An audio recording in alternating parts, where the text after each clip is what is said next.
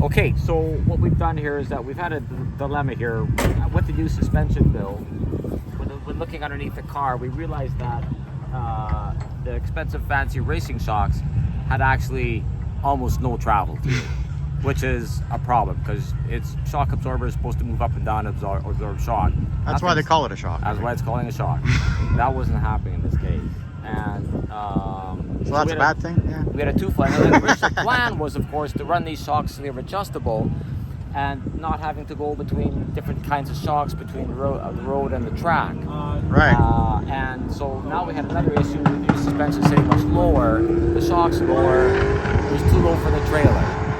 So we had to run the air shocks. It was something that I hated doing, crawling underneath the car, busting your knuckles, dropping things into the frame members. Yeah. And I didn't want to have to do that. So, but now we have to run the air shocks because of the issue of the car sitting too low for our trailer was dragging. We already turned the hitch upside up over to gain a little bit of height on the ball there. And now what we've done is we put the air shocks in. We thought, you know what, let's do a couple passes. Let's see how it works. And from what I've seen on the track, the car looks really good. Launch is good. It feels good too. It settles down on the launch. Just kind of comes back up as you go down the track. It looks good. So I think we're gonna go with it. So these El Cheapo air shocks, made in the 1960s, for people to jack up their cars, work pretty good.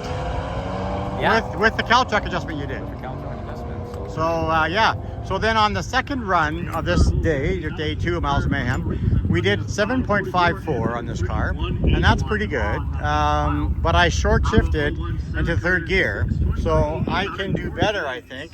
But I tried putting my foot on the brake first, and then adding a bit of gas to it before I left. And that's a fool's game in some ways because you could easily just creep across the line. I did not, and the launch good. So we're gonna try it again, not short shifting into third, and who knows, you might do better. Last thing I want to add is that I want to give a shout out to Hardcore Performance Specialties. Did a great job of giving us an oil cooler, opening up late for us. Josh Black there is fantastic, just to promote that a little bit. So here we are, ready for run 3 very shortly.